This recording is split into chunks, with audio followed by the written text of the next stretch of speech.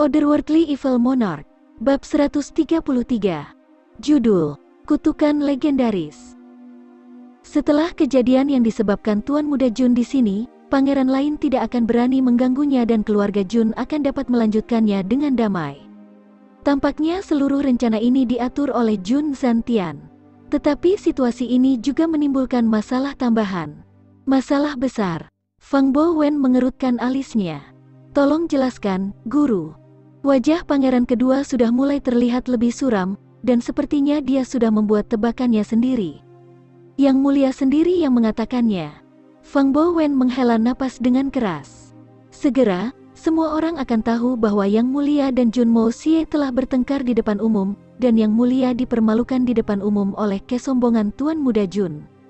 Jika ada bahaya yang menimpa Tuan Muda Jun saat ini, maka Yang Mulia pasti akan menjadi orang pertama yang dicurigai karenanya.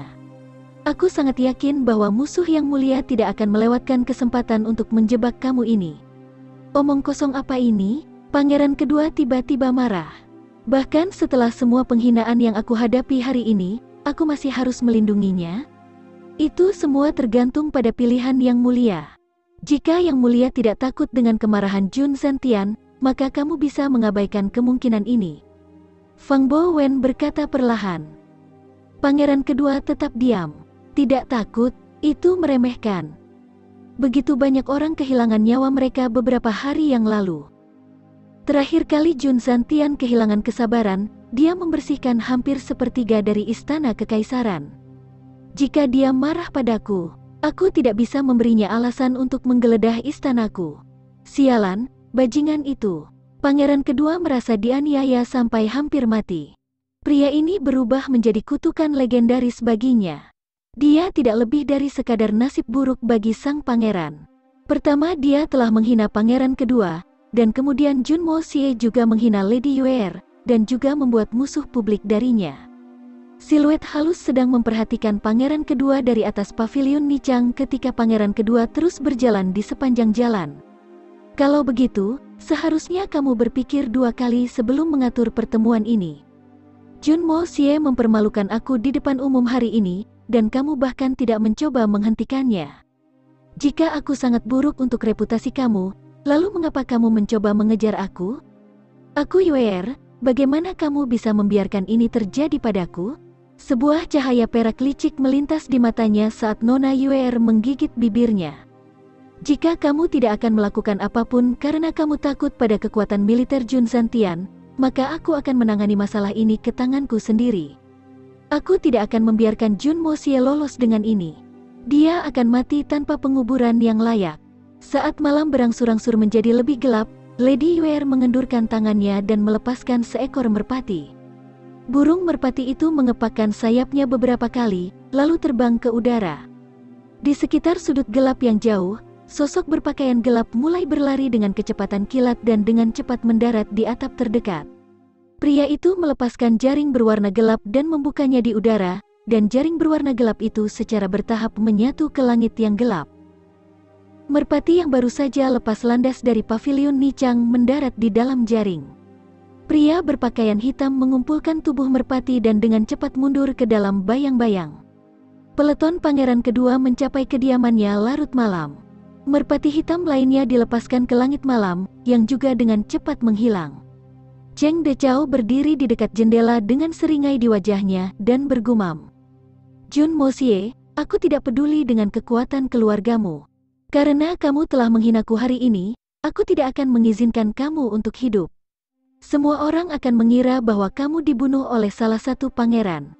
Siapa yang akan mencurigaiku? Terlebih lagi, aku bahkan tidak memiliki kekuatan untuk menyakitimu, bukan? Hahaha. Jenius yang memproklamirkan diri ini benar-benar bodoh karena membuat kesepakatan melawan pembunuh bayaran Jun Mo Xie. Jun Mo Xie tidak melewatkan detail apapun sejauh ini, dan telah menempatkan detektifnya di sekitar kediaman pangeran kedua juga. Semuanya berjalan sesuai dengan rencana Jun Mo Xie sejauh ini. Jun Mo Xie terlihat sedikit tertekan duduk di dalam tandu reyotnya. Dia begitu terbiasa bepergian dengan kakinya sendiri, sehingga duduk di dalam tandu bukanlah hal yang menyiksa baginya. Hal-hal seperti ini tidak baik untuk pembunuh bayaran. Begitu banyak pantulan dan goyangan bisa membuat hidup siapapun sengsara. Mengapa beberapa orang menganggap bepergian dengan tandu ini sebagai simbol status? Jika aku memiliki kondisi yang berdasarkan hati, maka begitu banyak goyangan akan mengirim aku langsung ke gerbang neraka. Meskipun Junmo Xie mencoba yang terbaik untuk melawan keinginan untuk keluar dari tandu sampai dia mencapai kediaman Jun, kecepatan yang sangat lambat dan goyangan yang konstan dari perjalanannya lebih dari yang bisa dia toleransi. Tidak dapat menahannya lagi, Tuan Muda Jun hampir membuka mulutnya dan memerintahkan pengusungnya untuk berhenti, ketika dia tiba-tiba mendengar suara whoosh, dan semacam benda putih kecil melompat ke tandu, menangis dengan penuh semangat ho, dan mengusap tubuhnya ke lengan Junmo Xie. Junmo Xie bereaksi dengan cepat, dan mencengkeram leher hewan tak dikenal itu, dan mengambilnya. Saat dia melihat hewan kecil itu, dia menyadari bahwa dia sedang memegang suan bis kelas atas milik Dugu Xiaoyi. Anak macan kumbang bersayap besi. Junmo Xie dengan hati-hati memandangi anggota tubuh kecil makhluk kecil itu dengan cara yang aneh. Bagaimana mungkin sesuatu yang begitu kecil bisa begitu cepat? Dan seberapa cepat dia menjadi setelah dia dewasa? Aku meremehkan hewan ini. Dia benar-benar layak disebut suan bis kelas atas. Anak macan kumbang tidak bisa bergerak karena ia tergantung di udara dari bulu lehernya, dan karenanya ia membuka mulut untuk merengek, sementara anggota tubuhnya terkulai tak berdaya. Sepasang matanya yang indah menatap Junmo Xie dengan tatapan bingung, tidak dapat memahami mengapa pria yang sangat disukainya memperlakukannya dengan cara yang kasar. Junmo Xie segera menilai bahwa Dugu Xiaoyi pasti berada di suatu tempat. Bagaimana lagi suan bis muda ini bisa mencium aromanya? Dia mengulurkan jarinya dan menyodok hidung miniatur makhluk kecil itu, dan dengan ganas berbisik, "Tolong, jangan ikuti aku. Jika kamu terus mengikuti aku, maka pemilik kamu akan membuat banyak masalah bagiku karena seluruh keluarganya akan mengejarku. Apakah kamu tahu betapa banyak masalah yang akan aku hadapi saat itu? Tolong hentikan ini." Niat awalnya adalah untuk menakut-nakuti hewan itu, tetapi dia tidak tahu mengapa dia malah mengemis dengan memelas. Meskipun panter sayap besi adalah suan bis kelas atas, dia masih terbiasa berada di sekitar manusia. Tapi dia masih tidak bisa menafsirkan arti kata-kata Junmo Xie, dan menegangkan lehernya saat dia melihat Junmo Xie dengan tatapan yang lebih bingung di matanya sekarang. Junmo Xie melepaskan anak kecil itu, yang tiba-tiba bersenandung 2 kali, dan menatap Junmo Xie dengan tatapan ceria di matanya. Tanpa diduga, anak kecil itu melompat dan mendarat langsung ke pelukan Junmo Xie. Dia menarik napas dalam-dalam 2 kali, dan melengkungkan leher mungilnya beberapa kali sampai menemukan tempat yang nyaman untuk menyandarkan kepalanya di dada Junmo Xie. Kemudian, dia membuka mulut merah jambu kemerahan, menguap dan mata indahnya perlahan mulai menyempit saat dia perlahan tertidur. Yah, dia tidak bisa disalahkan untuk ini. Aku pria besar dengan dada besar, dan dada besar biasanya cukup nyaman untuk tidur. Tapi aku dalam banyak masalah sekarang. Little White, di mana kamu Little White? Putih kecil. Dia mendengar suara yang tajam, dan dia tahu bahwa sumbernya cukup ingin untuk menangis kapanpun. Dugu Xiaoyi telah memperlakukan anak kecil ini sebagai bayinya, dan sejak suan bis tiba-tiba menghilang sekarang, pikirannya jelas-jelas berada dalam keadaan kacau balau. Junmo Xie mendesah nasibnya. Bahkan jika ini tampak seperti kisah takdir dari beberapa cerita rakyat, itu lebih seperti ketertarikan naas di matanya. Sebuah suara dingin bergema di depan tandu. Aku meminta orang-orang di dalam untuk keluar dengan baik. Suara dingin dan membosankan ini milik Ye Guhan. Dia adalah seorang ahli Sky Suan, jadi dia jelas bisa melihat anak itu saat melompat ke tandu Junmo Xie setelah melompat keluar dari pelukan Dugu Xiaoyi. Meskipun binatang itu berukuran sangat kecil, ahli Sky Suan yakin bahwa itu ada di dalam tandu. Setelah beberapa saat, suara Junmo Xie dengan malas terdengar dari dalam tandu. Sungguh, ada begitu banyak orang di dalam kota Tianxiang, tapi tuan muda ini hanya ditakdirkan untuk terus-menerus bertemu denganmu? Kedua orang itu tiba-tiba angkat bicara setelah mendengar suaranya. Junmo Xie. Meskipun mereka berbicara pada saat yang sama, tetapi mereka melakukannya untuk mengekspresikan emosi yang sangat berbeda. Sementara suara Ye Guhan dipenuhi dengan penghinaan dan kemarahan, suara Dugu Xiaoyi dipenuhi dengan perasaan gembira. Dulu, Dugu Xiaoyi dengan bersemangat mengikuti Putri Ling Meng ke Istana Kekaisaran, dan tinggal di sana selama beberapa hari tanpa kembali ke kediaman keluarga Dugu.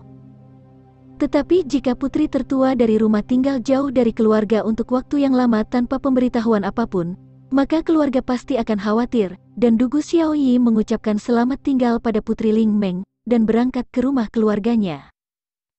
Meskipun putri ingin mempertahankannya di istana dengan niat murni di dalam hatinya, dia cukup cerdas untuk memahami bahwa itu mungkin salah.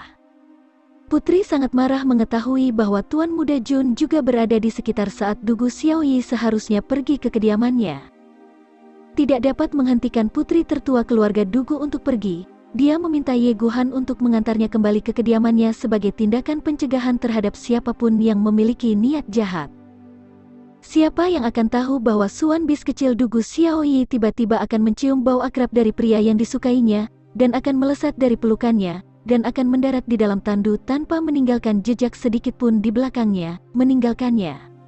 Pemiliknya cemas dan khawatir sampai mati. Mendengar suara Jun Mo Xie dari dalam tandu dengan jelas menjelaskan situasinya kepadanya. Pantas saja Little White bereaksi seperti ini. Aku ingat, dia sangat menyukai Jun Mo Xie terakhir kali dia bertemu pria itu. Jadi tidak mengherankan jika dia mengejar Tuan Muda Jun. Jun Mo Xie tanpa daya melompat keluar dari tandu dengan anak Suan bis di pelukannya. Dugu Xiaoyi melihat wajahnya, dan tidak bisa berkata-kata alih-alih menyapanya dengan riang. Melihat putri kecilnya dengan damai beristirahat di pelukannya, dan bahkan tidak mau membuka matanya untuk melihat wajah tuannya, membuatnya merasa sedikit iri karena itu dengan jelas menunjukkan bahwa makhluk muda itu merasa sangat damai dan nyaman, hampir seolah-olah dia ada di dalam tempat paling nyaman di planet ini. Tapi melihat wajah lelah Jun Mo Xie membangkitkan rasa sedih di hatinya.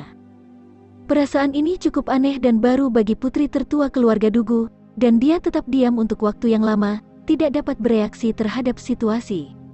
Yang merupakan hal yang sangat langka mengingat karakternya.